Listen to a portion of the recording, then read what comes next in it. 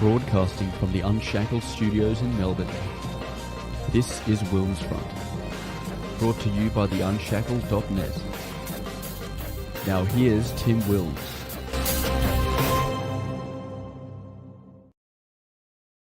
Hello, everyone, and welcome back for another WilmsFront featured interview show on this Sunday, the 12th of March, 2023. We are back live on YouTube, on the Unshackled YouTube channel for now, also on the Tim Wilms D Live, and of course, continuing on the WilmsFront Odyssey channel. Entropy is back, so I put the link into the YouTube chat so you can ask questions of my guest and send through super chats. It is 8:30 p.m. here in Melbourne, Victoria. We're here and around the world. 3 years ago, it was the beginning of what I called the March Madness, or what my guest tonight refers to as the beginning of the Great Fear, which ushered in the first round of pandemic lockdowns. Gigi Foster is a professor with the School of Economics at the University of New South Wales. She has a Bachelor of Arts in Ethics, Politics and Economics from Yale University in the United States, and a PhD in Economics from the University of Maryland. Gigi was vocal right from the beginning about the economic, social, health destruction that the COVID lockdowns would bring for no net benefit. 3 years on, we are certainly counting the costs with an inflation crisis, excess deaths, and the degradation of our health system. Gigi Foster has authored numerous books, the latest being The Great COVID Panic, co-authored by herself and Paul Fretches and Michael Baker, and published by the Brownstone Institute, which is a libertarian-ish institute founded by libertarian author and commentator Jeffrey Tucker in 2021, where Gigi is a senior scholar. Her most recent book is Do Lockdowns and Border Closures Serve the Greater Good? A cost-benefit analysis of the Australian reaction to COVID-19, co-authored with Sanjeev Sablok, who has also been a guest on this program, and that was published by Connocourt Publishing in 2022. Professor Gigi Foster, welcome to WilmsFront. Thank you so much for having me, Tim. It's a great pleasure to be speaking with you. Now, my first question to you is, how did you handle being, during the Great Fear, one of the rational voices during that hysteria? Because I know a lot of people have tried to, normal people have forgotten it, but it's seared into my memory. But you were very courageous, appearing on hostile mainstream media, including on Q&A, being accused of advocating for people to die. You've repeatedly gone back on Q&A. In fact, you're going back on tomorrow night. That's right, yeah. Well, it's interesting. I've had this similar question from quite a number of people in the resistance. And I felt at the time that it was so obvious that what I was saying was being completely ignored by the other side. And that therefore, even if I was wrong, it was something that was a signal that the decision-making was not coming from a place of scientific analysis and empirically validated health promotion. So the fact that they wouldn't even give it a hearing was, to me, the signal that, I've got to keep speaking, because we've got to get a diversity of views heard. And I was also quite sure that I was basically right. It was very clear how much destruction was happening, and it was not at all clear that there was going to be a benefit from lockdowns, because lockdowns, in fact, had been rejected as a policy option prior to 2020, when governments were faced with a respiratory pandemic. And we see that in the pandemic management plans, which were summarily cast aside in mid-March 2020. And so I guess I felt more than anything that it was a great privilege, really, and a great honor to be able to be the voice of dissent during that period, because we needed it. We as society needed to remember that there were multiple different ways, to approach a problem, and multiple different ideas about what might be right. And I wanted very much to discuss the alternatives with people who were on the other side. That's something that really didn't happen until even very recently. There was, in November of last year, November 2020, a discussion in Brisbane, which was started by an organization you may know, the Brisbane Dialogues. They essentially exist to try to elevate the quality of public discussion around big issues. And they held a dialogue, which lasted for maybe an hour and a half or so, with people from across the spectrum of belief about what we did right and wrong in COVID. And it was called something like, how should we manage the next pandemic? And so it was an actual discussion. It wasn't like ABC Q&A where essentially you're playing gotcha and just trying to win debaters' points. It was much more of the style that what I would have liked to have seen during those two years when we were all, suffering from all of these mad policy decisions. So, I know it was true that a lot of people thought I was, a mad woman, and there were lots of memes and other kinds of abuse and denigration. I was defamed on Twitter, even though I'm not even on Twitter.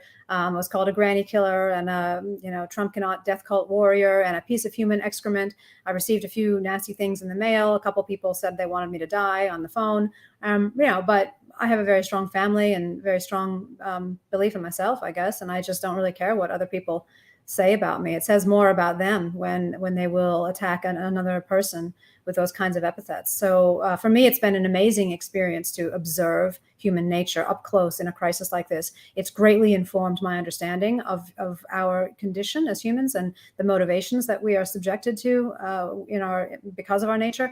And therefore, it has really helped me to think about how to design institutions going forward so that a disaster of this sort has less chance of befalling us again. You're very tough to be able to just shake that off, because there's a lot of people who would just curl up in bed and not want to get up. But as I said, you've kept going on programs like Q&A where it's basically 4 against 1. Do you sort of have to prepare to do essentially debate prep? I usually, and I'll do this tomorrow afternoon, they give you the final questions they're planning to ask, even though they aren't always the ones they do ask, the afternoon of the show. And I'll go through and look up a few basic statistics. What are we at in terms of COVID deaths in Australia? What's the inflation rate? Some basic stuff so that I can have those figures at my fingertips. But generally speaking, it's, the arguments that happen, the points that need to be made are points that I've been making for 2.5 or 3 years. So really, I have more of the attitude of Henry Kissinger, right? When he approached a press conference, I don't know when this was, sometime in the 60s, I guess. And, he walked up to the podium and the room was full of journalists with their papers and, pencils at the ready. And he announced into the microphone, right, who's got questions for my answers? And it's that sort of thing, because I'm sure I'll be asked all sorts of nonsense and, under all sorts of ridiculous terms of reference. And the key is to not accept the terms of the person asking the question, if possible. If you don't agree with those terms, you need to question the terms, and you need to do it fast. And you need to try to get in some sensible, sane information and just a different perspective. That's why I do these things, right? To try to reach some of the people who are still either on the fence or captured by the ideology. And I don't mind if they think I'm a witch, as if it makes them think a little bit, then that's worth it from my perspective. Well, it sounds like you've got the Q&A formula and how to counter it down to a T, because I know that it's not actually an impromptu Q&A. It's very carefully planned with the questions pre-approved. So you're very across that. Yeah, well, things can always surprise you, right? And as I say, they sometimes do ask questions that they didn't advertise to you in advance. And certainly if people bring stuff up that was not on the pre-planned program, then, you have to be able to improvise a bit. And it is difficult. I don't want to minimize it. It's not it's not for the faint-hearted, but I do enjoy it. I enjoy... I guess, when I was a kid, I used to have conversations with my family up until the wee hours of the morning about everything from religion to, politics. And people would disagree, and we loved it. We loved getting into the issues and thinking about stuff and, thinking about what argument would work against that claim. And is that actually a plausible thing to say? And how would you measure that thing? And, it's just interesting, and it brings you closer to people. And I feel like we've lost a lot of that art in the West really today, and particularly in Australia. where people are so obsessed with compliance. Oh my goodness, social approval is so important. And I guess this is what we're talking about, is, the extent to which many people are so affected by social disapproval. And I can see why that would be true if you're very lonely, if you think that social approval is something you need in order to feel good about yourself. I just don't feel that way. And I probably have my parents mainly to thank for that, but also my children, my partner, my close friends, So I think it's really just a question of, I guess, being, trying to work towards a society in which we can, in fact, have those conversations again and recognize that diversity of thought and diversity of perspective is a strength, but it's only a strength if we can talk to each other. If we try to cancel each other and shut each other down, then we lose that source of strength, and which is essentially where innovation and growth come from. New ideas come from a minority every time. So I guess I feel good about that. I feel like every time I wake up in the morning, I've got a reason to continue my work and try to open more eyes and try to work with the other side if possible. And despite the fact that they may be hurling abuse at me. Exactly right. And that's what you talk about in the book, the innovation of ideas. Now, at the beginning of the book, the first part is the Great Fear. You and your co-authors introduce 3 characters as an amalgamation of people representative of the population, condensing the population into 3 people, Jane, James, and Jasmine, to explain not just how the Great Fear took hold, but where they were at, what they were thinking about COVID, how that led to the second phase, which is the second part of your book, the illusion of control. So explain, who do these characters represent? Yeah, so these are, as you say, 3 archetypes. So nobody really was fully a Jane, Jasmine, or a James for every single moment of the panic, but they do represent sort of different ways of reacting, and, as you say, different places where people were initially. So Jane is the first one we introduce, and she is the canonical scared member of the population, the person who may not have initially been too frightened of COVID, in early March, let's say, just heard something about, somebody ate a bat in China and now we have this problem, but kind of was going about her daily business until she started to hear really scary things, like people falling over in the street in China or in Milan or New York City. She started to hear about stock markets going crazy, and she didn't really know what that meant, but I thought maybe that is probably a bad sign. Maybe there's a really big problem on our hands here. And then there was the modeling that came out where, hundreds of millions of people were predicted to be dying of this thing if we didn't do something big. This was the Neil Ferguson modeling that came out of London. And so she started to get extremely fearful. And she started to get so fearful that it essentially, her fear crowded out the rest of her emotions. Fear is a very, very powerful human emotion. It's one of the reasons why fear is used so much by people who want to get into power or retain power. And you could see that. Yeah, I think I just saw something from one of your listeners talking about the Matt Hancock files. Absolutely. You see the use of fear in the government messaging and the knowledge that fear is so potent. And therefore, that's the thing we want to press. Press that button and we'll be able to pass whatever laws we want, and whatever draconian freedom restrictions we want. So Jane was the one who became very fearful. And in Australia, as many places overseas, it was not that the politicians initially were trying to restrict people's freedoms. In fact, even in early March here in Australia, many politicians were saying pretty sensible things like, yeah, it's a nasty virus, and if you're older and sick, then watch out. But if you're basically under 50 and healthy, you'll be fine. But after that modeling came out, and after everybody started getting so scared, the population, their constituents, so scared that they were essentially demanding protection from this fearsome thing, right? The politicians caved into that fear themselves. They basically were cowardly. They did not stand up to the fear and say, look, everybody, you're overblowing this. This is not what it seems. I've looked at the data, because I looked at the data at the time, and many of us did, and it was clear this was not, the Spanish flu. This was not the plague. This was another respiratory virus, another coronavirus. We'd seen them before. Yes, it was going to be nasty, perhaps for people in the older age brackets, but that means those are the people we need to protect, obviously. And instead of these ridiculous, blanket lockdowns or blanket restrictions, it's a one-size-fits-all policy for a non-one-size-fits-all problem. And so, that made the politicians in Australia essentially cave into the fear, because they were afraid that if they weren't seen by the population to do something big about this big, fearsome thing, then they were going to be kicked out of office. And that set us on a path of political decisions that were wrapped in the flag of health promotion, which was one of the most sickening parts of this whole episode. So that was Jane.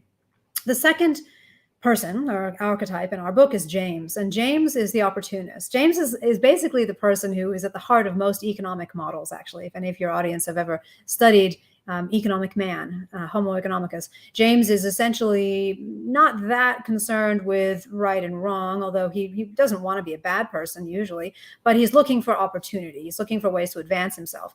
And so wherever he happened to be, it could have been in business, it could have been at the top of a governmental department somewhere, it could have been in politics. He looked around and saw people going kind of mad with fear, and saw governments reacting with huge actions, and thought, how can I make a buck out of this? So you had Jameses who were then selling huge quantities of hand sanitizer to panicked governments, for example. You had Jameses who were at the heads of the health ministries who thought, this is my chance. I can now, be the savior. I can be seen as, I will save you all from COVID. It really, there were sex symbols. Brett Sutton in Victoria, he was definitely a sex symbol, right? So, this was an opportunity for advancement politically, advancement in monetary terms, advancement in terms of social status. So James took those opportunities that he saw. He was not losing his head, he was using his head, while everybody else lost theirs. And that continued in different forms all throughout the COVID period, because there were different ways in which he could profit from people's panic or people's missteps or people's tragic losses. And the final archetype, of course, was Jasmine, who is the skeptic. Jasmine is kind of, a little bit apart from the crowd, doesn't really mind if she has a different opinion from the crowd, is sort of used to that, at least in some things. We mentioned religion and politics. The Jasmine probably found that frequently in her life, she disagreed with a lot of people about both religion and politics.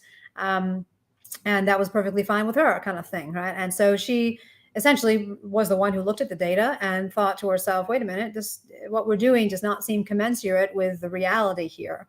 And in fact, there are things we should be doing that we're not doing. Again, like protecting the older people in the population, and thinking about aged care facilities and all that stuff, right? We just hardly talked about that at all in the first 6 months of COVID, whereas that was where the deaths were happening. If they were happening at all, that's where they were most concentrated, in Australia and elsewhere. So Jasmine, despaired throughout the COVID period, and sometimes really just couldn't talk to people. People would call her names. Jasmine was basically myself and my co-authors, and we have been adding to our ranks. I'm very happy to say, right, over the last year or so, there have been huge inroads, I think, made by the resistance here in Australia and overseas, waking people up to what has actually happened. And it's difficult. And maybe we'll talk about that. But psychologically, it's a huge shock for people to come to an understanding of what has actually happened here, partly because it's just so hideous. People in power abusing their power in this way and causing so much human destruction, but also because they themselves often were part of the whole machinery that caused destruction. They were telling people to wear masks. They were yelling at people to get away and not go to playgrounds. They were keeping their own children home.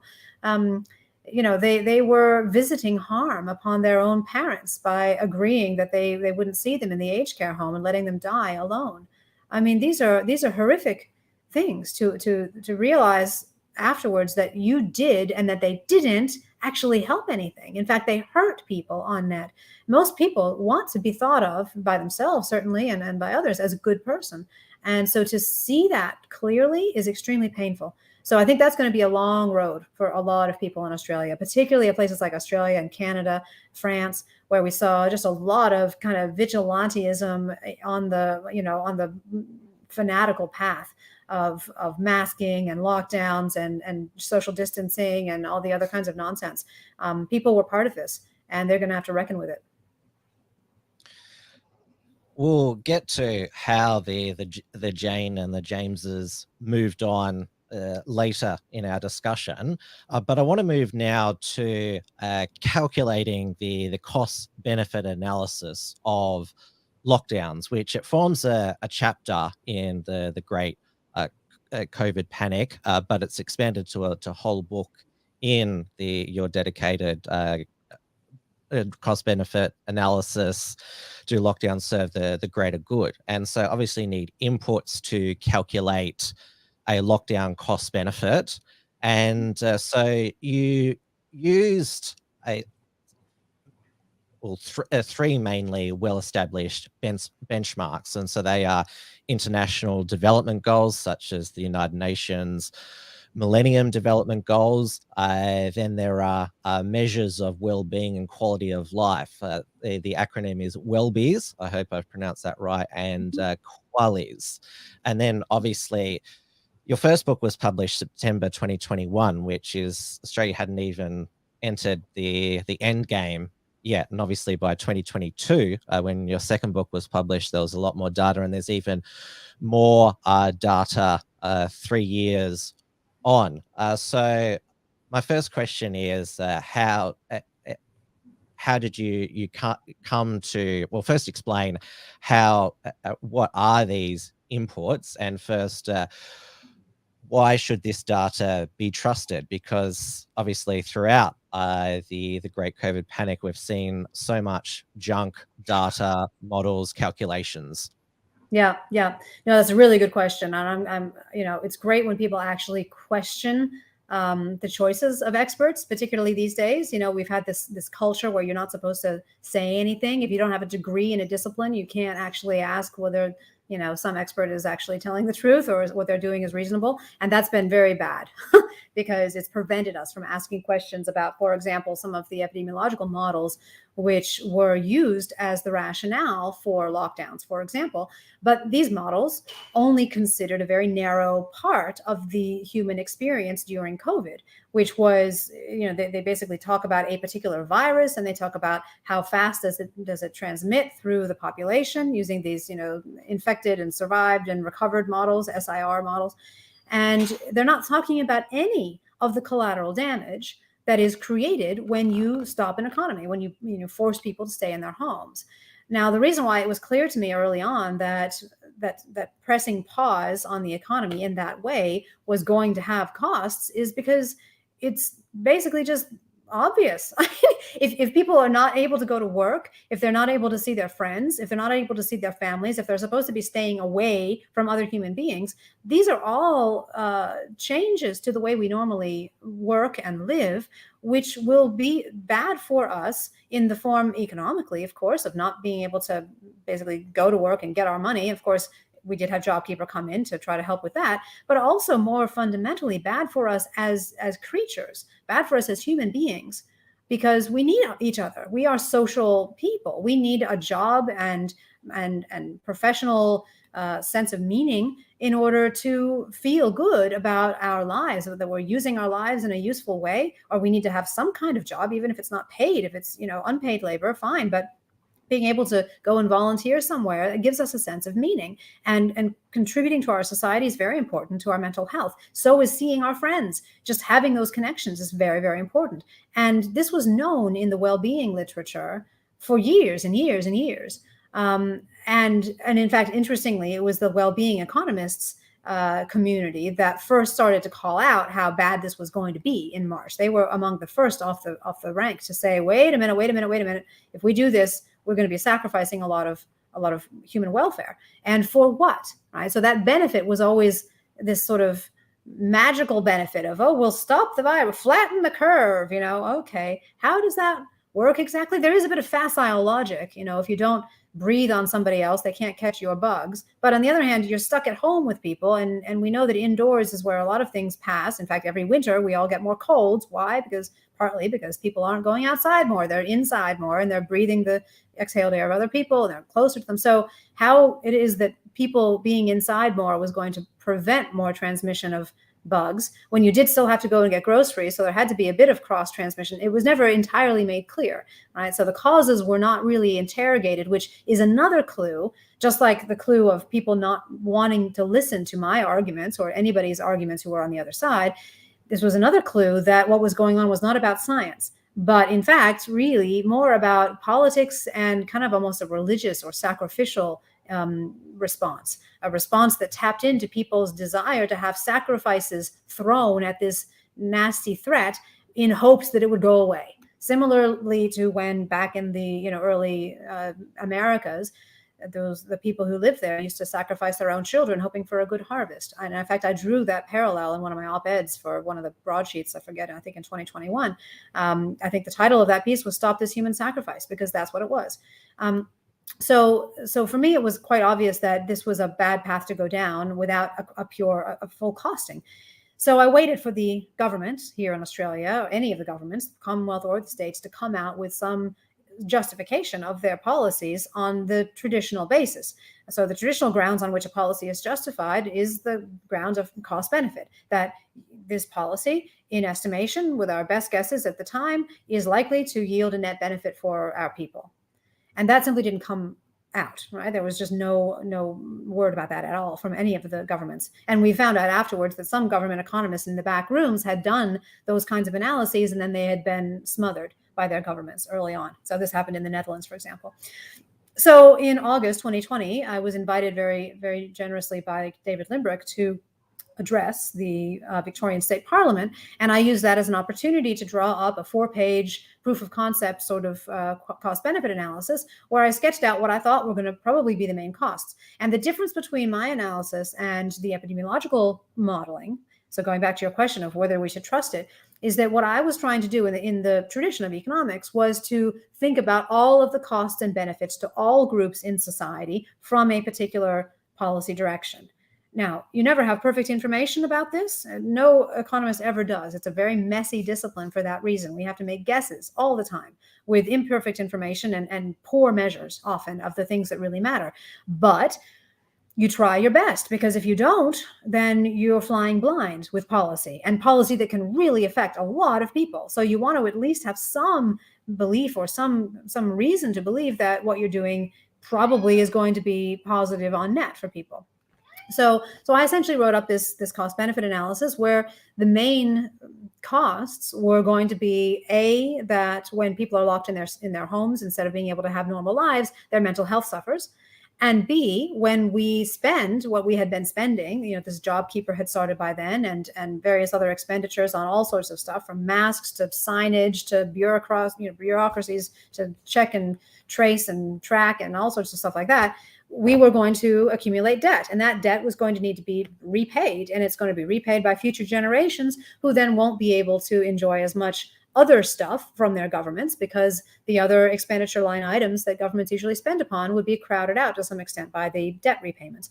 So those were the two biggies. And then there were a few other ones, like keeping kids out of school and therefore making them basically not able to acquire as much human capital during their schooling lives and be less productive when they were older then.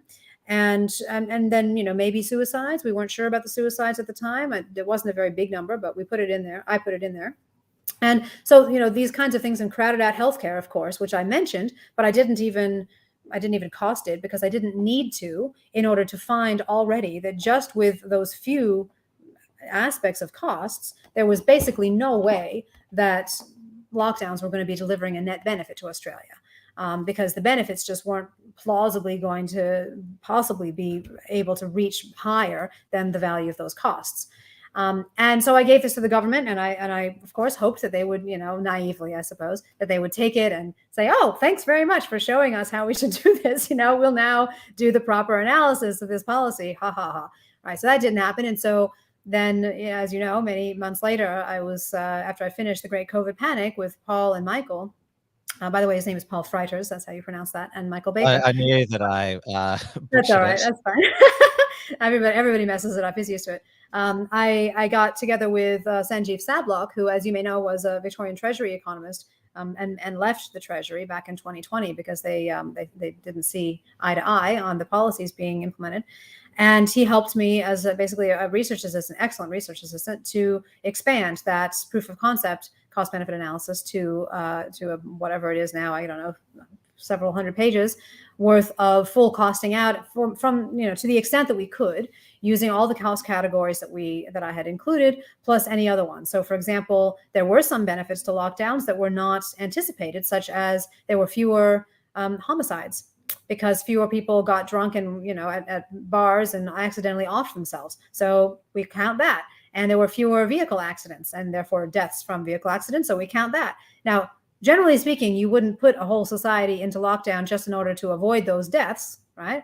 But we include them nonetheless because they are possible benefits to figure out what the other benefits are, the ones that actually had been used as, in some sense, the rationale. We took the evidence that's been generated in other countries that didn't have nearly as strict restrictions as Australia did. So we take Sweden as one possible counterfactual, and we also took the sort of average of a bunch of other European and basically million plus Western developed countries that had low restrictions. And we say, well, how many COVID deaths did they have? And as a very, very generous estimate of the plausible benefits of lockdowns, we take those COVID deaths. Now, of course, that's assuming that lockdowns would save every single COVID death, right, that we could have had, and that we would have had that level of COVID death that was seen in Sweden or in Europe or wherever, even though in Asia, generally, COVID deaths have been lower. The rates have been lower for various reasons that we don't need to go into. But there's lots of reasons why there's been variation in COVID death rates around the world that haven't been explored because of the fanaticism during this period. So, we use very generous estimates for how much we might have benefited from these lockdowns. And we also use very conservative estimates of the costs. And using those figures, we end up with a bottom line result that the Australian lockdowns were at least 68 times as costly as they could possibly have been delivered to us in benefit. So yes, there you are. You can see I was interviewed about this by my employer, UNSW. I should do a shout out to UNSW. Thank you for not firing me during this period. Thank you for not trying once to muzzle me. I still have a tenured professorship at the university, and they finally did actually come to the party and let me write up a little article about this. So that's what you're seeing there on the screen. Which is, if you want a summary of Gigi's books, which you definitely should buy. I'm going to plug them again at the end of the program. That UNSW Spotlight article is a good place to start. Thanks very much. Yeah, I'm very pleased that the media office decided to actually run with that. They ran with it in early January when everybody was on Christmas holidays, but at least they ran with it. The UNSW bookstore still does not stock either of my books. And I've had a conversation directly with the bookseller there, and they're just not interested. So, I expect that, right? I mean, we still, and it shows you as well where Australia is. We just are not yet at the point where we can actually have logical conversations about what happened, much less talk about where we need to go moving forward from here. And I think that's where the resistance really needs to do some serious effort, put in some serious hard yards there, because if we can draw up the blueprints for what needs to be in place, to prevent a future tragedy like this, then when the time is right, we can present them to our society and at least have something to start with in terms of talking about how to move out of this darkness together. There is some the reflection and what you talk about in the end of your book, that there is some retrospection by some of the Janes and Jameses. Now, as I mentioned, when you published the Great COVID Panic in September 2021, Australia wasn't yet at the end games, but your predictions about how Jane, James, and Jasmine's would encounter or cope with the end game turned out to be very accurate. There was, after the book, a final end game test, which was the Omicron variant, which Australia held the line against or you'd say amazingly or thankfully, held the line against further lockdowns, and so did the rest of the world. And so you mentioned that Jane, she eventually just had enough and wanted to go on with her normal life, and probably hasn't reflected about her conduct during the 2020 and 2021. James's end game was the vaccine, and that was certainly here in Victoria, Daniel Andrews' end game, that we can open up even though we've got the most cases ever because we've got this vaccination target. And also the Jasmines starting to get their lives back and being joined by many others. But there are still, even today, what I call residual Janes who still fret and rage about the COVID case and death numbers, which are published weekly now. There are still the Jameses who are still talking about masks and ventilation and testing, and all. They say they're not for lockdowns, but they've got all these interventions that they want to try and sell. And then there are some residual Jasmines who say the globalists and the governments, they're still planning another crisis, a pandemic. We better watch out. Yeah, no, you're right. And it's been frustrating to see all of those, really. You have the development, for example, of the OzSage group here, which is essentially the scientific home of the Janes, as far as I can tell. And you certainly see opportunism everywhere. Anytime anybody can capitalize from a crisis, the Jameses will do that. So that doesn't surprise me. I am dismayed at the continuing obsession with fearing something. This just Jane-ish attitude is extremely damaging. It's just a no-win ideology. You're not going to get anywhere with that kind of attitude, being scared of everything. And to institutionalize fear the way that it has been done, it's such a bad example for our children. It's just such a bad way to be living one's life.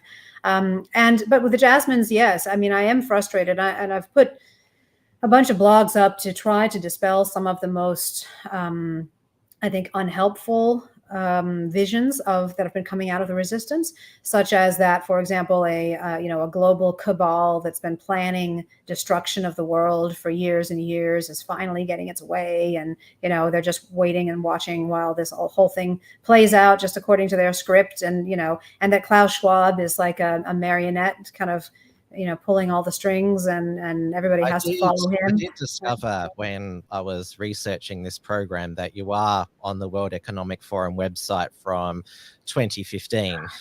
Yeah, so people say that. I don't know why I'm there. I think what it is that I was invited twice to the ADC forum in Brisbane, leadership retreat or something, which is ADC stands for Australian Davos Connection, right? So this is like an $8,000 a pop registration event. And I went because, I'm curious and I want to see what this thing is like. And they seem to be bringing together a lot of big, big, powerful people. And so why not? I'll tell them what I think about the world.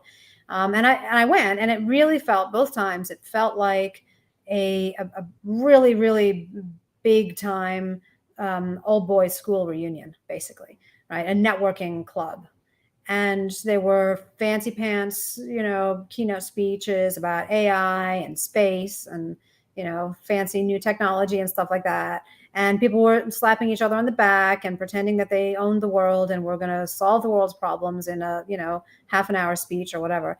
And, it's just, it was basically a networking event. So the main value, to what I could tell, of attending that event for the people who went, and the reason they were willing to pay $8,000 a pop, is that they were able to network with other powerful, rich people, right? So it's a clubhouse. So Klaus Schwab runs a clubhouse on steroids.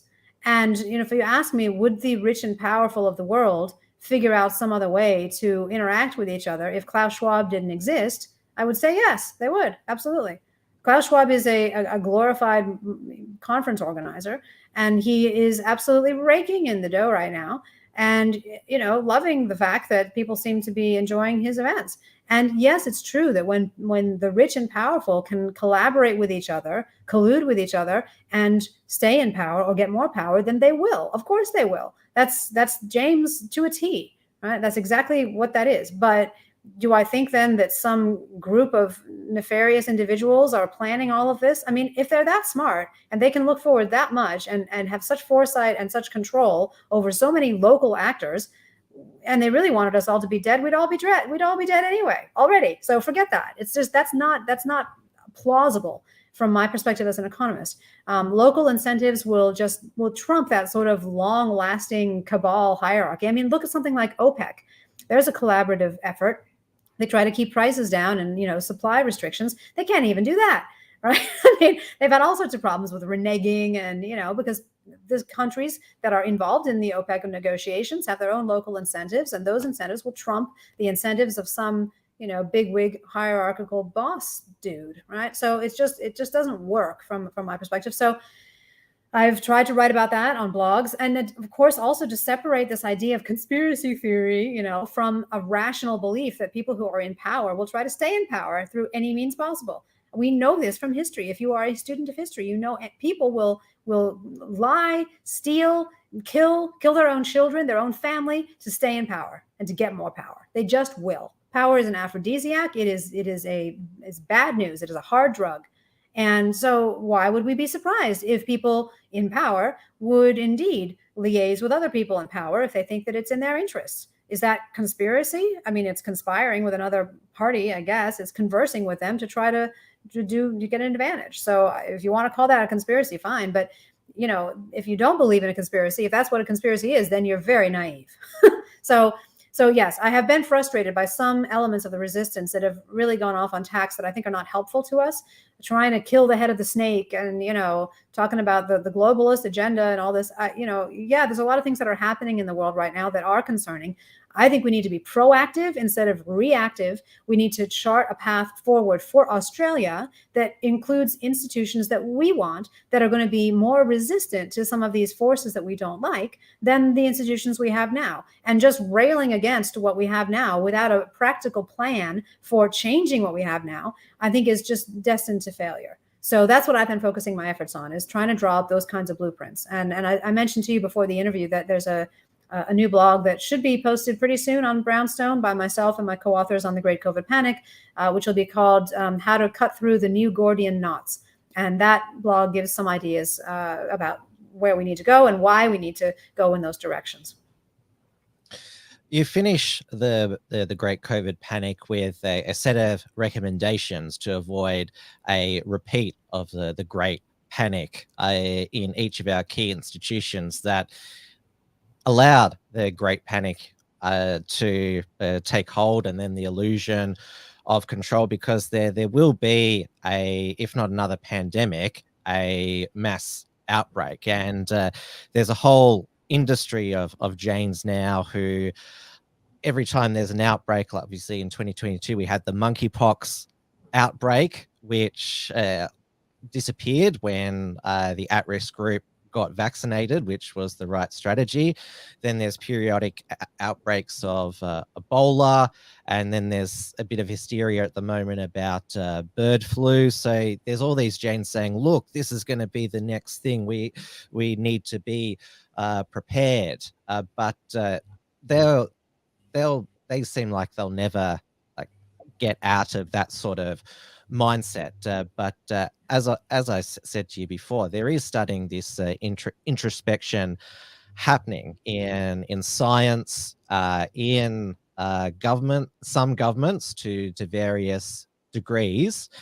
And so there's still a lot of there's good things that are happening, but there's still a lot of important choices. The one thing that really concerns me, because you talk about the need for an independent public health agency, I am very scared about what a CDC, Australian CDC, could bring. Because just seeing how the US CDC still recommends masking 2-year-olds, the UK Health Security Agency, that's pretty good in surveillance and actual raw data. So I'll allow you to explain what you mean by reform of these institutions.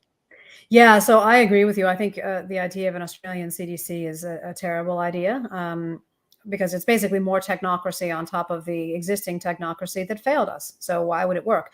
The inspiration for that recommendation was really Sweden. So Sweden, as you know, had an independent health agency that was headed by Anders Tegnell.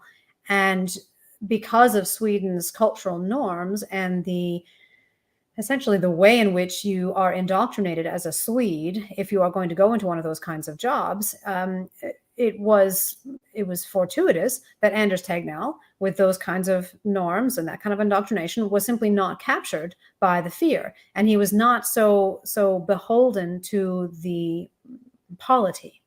So when we say independent health agency, that is what we really mean, right? Independent of the polity, not bound to whatever the politicians would like. And that doesn't mean just not able to be told what to do explicitly, but it really means not so tethered in terms of appointment systems and gray gift networks and sort of exchanges of favors, because that is what we see in Australia hugely on almost every sort of industrial front that you can imagine.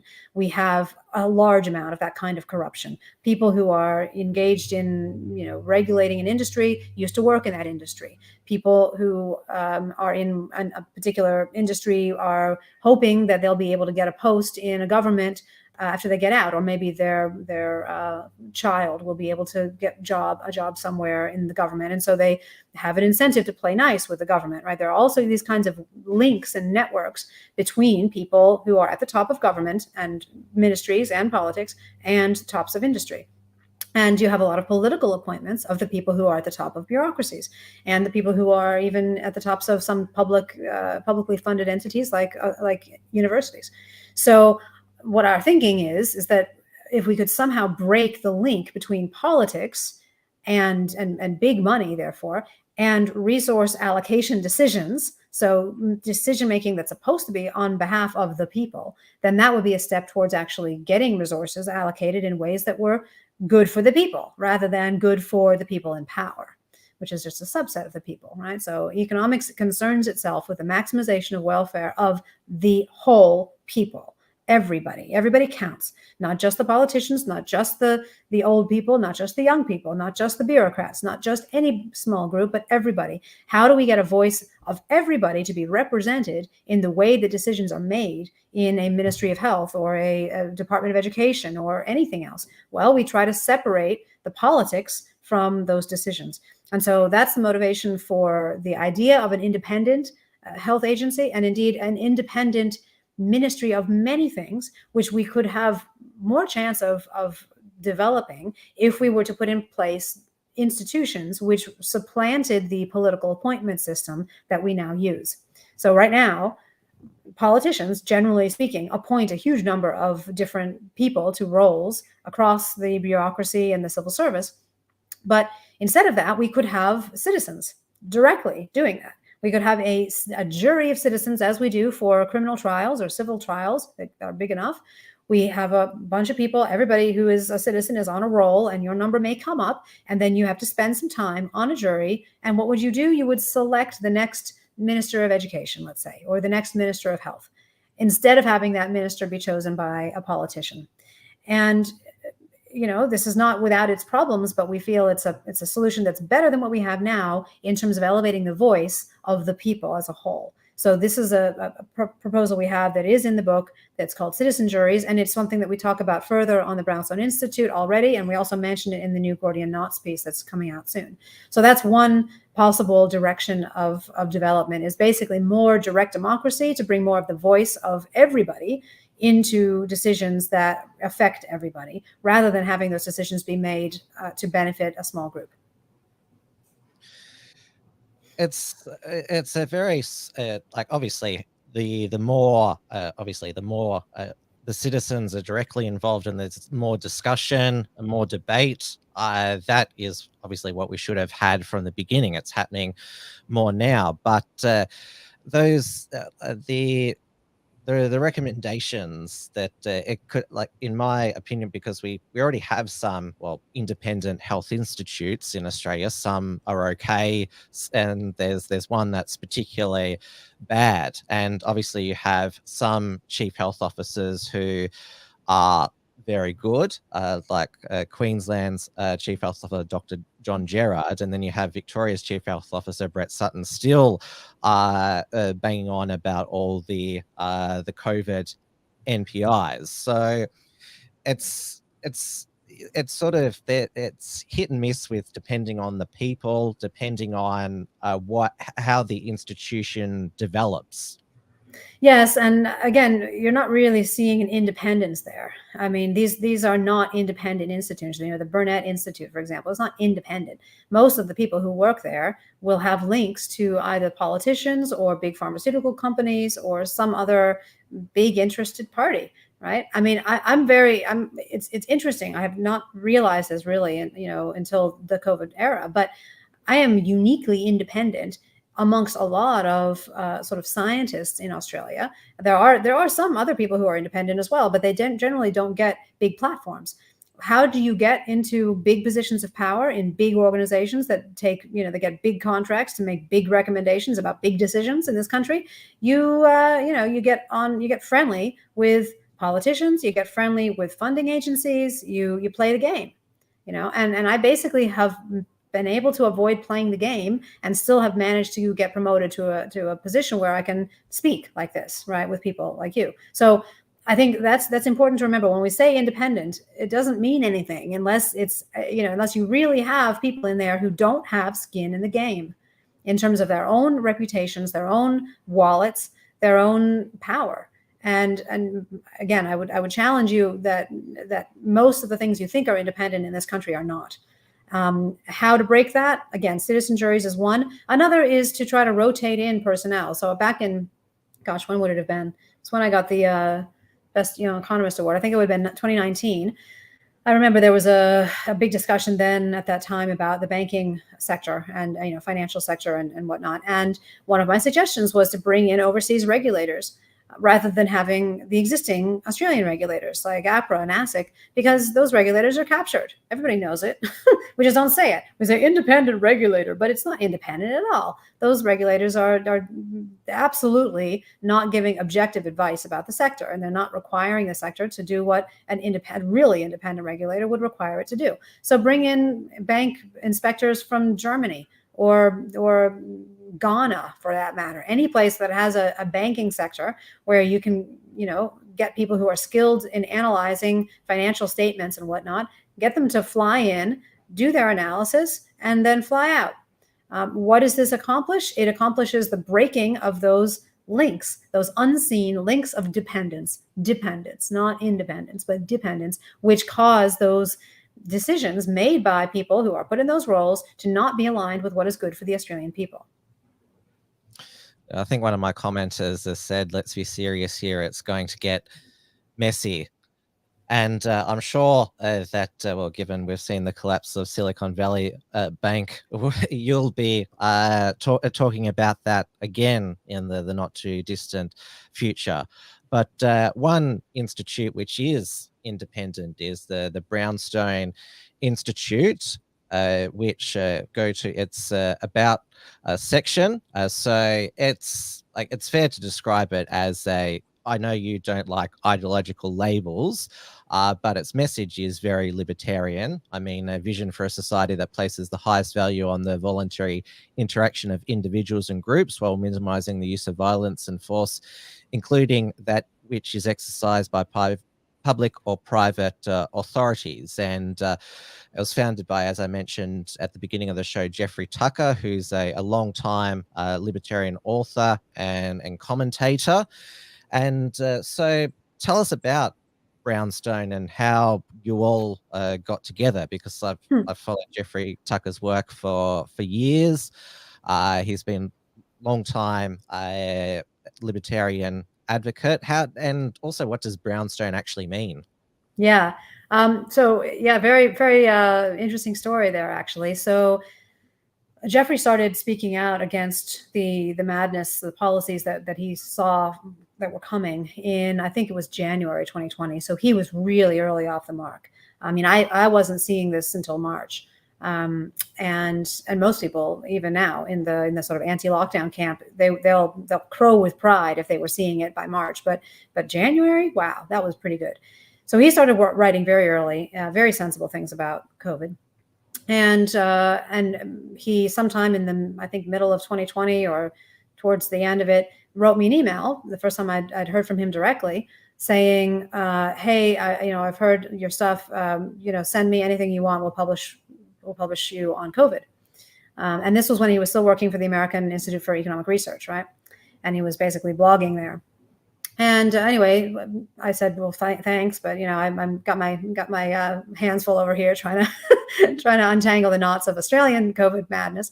And then my co-authors and I, Paul Frieders and Michael Baker, and I started writing the manuscript for The Great COVID Panic sometime in second half of 2020, because we just, we'd been going back and forth and writing things and doing interviews and podcasts, and we were just like, what is going on? What? Oh my gosh, why is this not fake? Oh my gosh, okay, it's a crowd formation. Oh my gosh, and look at the politics. And look at this and look at that. And we thought, we've got to write a book. We just got to write a book. We've got to write this thing. So we started. And in May 2021, we had a draft. And so we started sending that draft around to befriended colleagues, people who we thought might be interested in this work, and just asking them for feedback, because we were planning to self-publish. Now, Michael lives in Thailand, and the plan was that he was going to go try to find some El Cheapo printing house there in Thailand and just print it, and we'd hope to sell a few hundred. So I sent it, amongst other people, to Jeffrey Tucker. And I remember very distinctly, I sent it from a hotel in Canberra, because I was down there to address this group of, what is it? I don't even remember what it was called, but it's basically a group of politicians from around the country. And I was telling them about how bad, COVID policies were. I sent it that night. And then the next morning, I think it was, I don't know, very, very soon afterwards, I got an email from him, and I said, who's publishing this? And then I got another email from him that said, no, scratch that. I need to publish this. And of course, he at the time was still working for the American Institute for Economic Research. And so I was sort of, do you have a publishing house? Is there any, can you actually publish this? And then he started saying, yes, I'm planning to start a new think tank. And, I love this. I stayed up all night reading this manuscript. This is a book I never thought it would exist. This is perfect. I want us to launch with this book.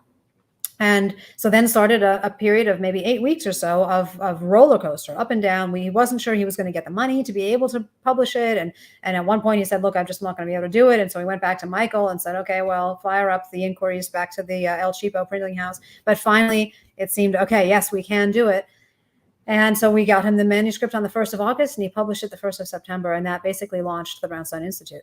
Brownstone, it comes from his mother, actually. His mother suggested it. And it basically is the name of the stone used to build a lot of structures in the American Northeast. In fact, I used to live in a brownstone walk up in Brooklyn, New York, for a couple of years back in the 90s. And it's essentially also called freestone. And it's a symbol of the building blocks of a free society, basically. So, and I've met Jeffrey. He's wonderful in person as well. Last May, I went over to the U.S. for a scientific retreat that he was sponsoring, and wrote a lot of things together with a lot of like-minded colleagues. Hopefully, we'll be seeing him again this year if possible. And I know he works like a dog, and he works on a minimal budget with a shoestring staff. He has a tiny little apartment. He's very modest as a person. His lifestyle is just, nothing like the rich and famous, and it's entirely privately funded, the entire Brownstone Institute exercise. And they're trying to sponsor scholars who get kicked out of their various positions, give them fellowships to be able to continue thinking and writing on COVID issues and the path forward. So I definitely do encourage your readers or your listeners to check it out. I got to meet him 10 years ago at the last Australian Mises seminar, and obviously a lot's changed in the world since then. Now, if you want to purchase The Great COVID Panic, well, go to the greatcovidpanic.com there.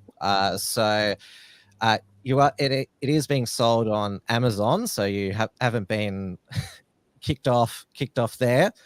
No. That's where I got the book, and your second book, co-authored with Sanjeev Sablock, is published by Connaught Publishing, which, fun fact, a decade ago I worked for when it was based in Ballarat, Melbourne. So they've been publishing great books, contributions to Australian political policy debate for 20 years. So I encourage, because they are in-depth books, and you will learn a lot about, well, the great COVID panic has a lot of good philosophy and history in it, and the second book, you learn a lot about the inputs that can go into measuring. It's a good crash course.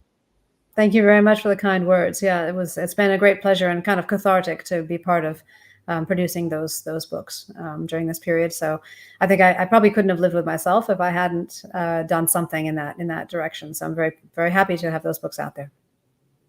Oh, we look forward to more of your contributions. If it's not on COVID policy, then on the economy and banking. I very much enjoyed your analysis on Chris Kenny tonight about Jim Chalmers' terrible monthly essay. But thank you so much for joining me tonight. I know you're busy producing your excellent research, educating university students on sound economics and getting important information out to the public through mediums such as this. So thank you for your time. And where's probably the best hub for people to find a collection of your work? I know that you have a profile on the website. Yeah, I do have that. I honestly don't put much effort into self-marketing. So I suppose probably the best thing is go to Google Scholar. You'll probably find a lot of my articles there. Or again, if you go to the Great COVID Panic website, you can at least get that book there. And there is also for free the download of the executive summary of the lockdown cost benefit analysis. If you go to news and events on the Great COVID Panic website, you can just download that executive summary for free and decide whether you want to buy the whole book. So those books can be sourced there. Otherwise, probably just look under Google Scholar. It's probably the best place. And of course, brownstone.org is free to read as well. Absolutely. And you can look up articles by different authors. So if you could look up everything that I've written, everything that Paul Freiders, my co-author, has written. We've written a lot of stuff together. And then a number of other wonderful writers who have been contributing to Brownstone over the years. So yeah, thank you very much for having me, Tim. I really appreciate it. And good luck for Q&A tomorrow night. I've got my own show, my Tim's News Explosion at 8:30. Normally finishes around 9:30, so I hope to catch it, but good luck. Thanks very much. Yeah, I appreciate it. All right, everybody. That's WilmsFront for another week. Thank you again for joining me. I hope you found the discussion with Professor Gigi Foster very stimulating and insightful. She's both brave and also extremely diligent and hardworking. She has produced just so much in her academic career, just so much good, factual, well-researched work. So I thoroughly encourage you all to check it out. And as I mentioned, I'll be back tomorrow night, 8:30 p.m. Melbourne time. I will be back on hopefully the Unshackled YouTube channel if hopefully they don't take this discussion now. Of course, it will be over on Odyssey. We'll definitely be streaming to Odyssey, WilmsFront channel, of course, DLive. Always at 8:30 p.m. Melbourne time. So obviously be covering the Silicon Valley Bank collapse, why it collapsed and why it was pumped up. I'll be doing a International Women's Day introspection reflection and why it wasn't as big this year as it was previously, and also be traveling to the UK where Rishi Sunak and Suella Braverman's new solution to try and stop the votes, we'll see if they can, has turned into a whole circus about what a UK BBC football pundit, Gary Lineker, said about it, which led to his suspension. So I'll be covering all that tomorrow night. on Tim's News Explosion. There'll be new reports report from Tiger Mountain with Richard Wolsterkoff out this week. I filmed a bunch of new reports with him 2 weeks ago. And the first two that have been released are the first two in a cancel culture trilogy. The one that I'll be releasing later this week will be the completion of that trilogy. And of course, the unshackled.net is where you can find our articles and production archives. And remember, if you want to support the work of the Unshackled, but don't want to send through a super chat, you can take out an Unshackled premium membership, $5 bronze, $10 silver, $25 gold, and $50 platinum per month. So please consider supporting the Unshackled so we can continue to bring you insightful WilmsFront shows such as this. Obviously, it's not just a lot of preparation and time goes into shows as well, particularly preparing to, let's just say it. A lot of preparation goes into interviewing a legend such as Gigi Foster. Make sure that you're across your brief so you ask insightful questions. But that's all for tonight. Thank you, everyone in the audience, for your contributions and comments. Again, you contribute to the shows as well, creating such a good discussion live environment as well. So that's it for tonight, and I'll see you all tomorrow night for Tim's News Explosion. Stay safe, stay sane, stay free, stay healthy, and also stay happy as well. I just make up this outro with a bunch of stay whatever's in the news this week. It's never scripted. I think it's better that it comes out that way. All right, good night, everybody. Thanks for tuning in to WilmsFront. Visit timwilms.com to view the archive of episodes, and keep visiting theunshackled.net to view all our shows, and to keep up with the latest real news and analysis.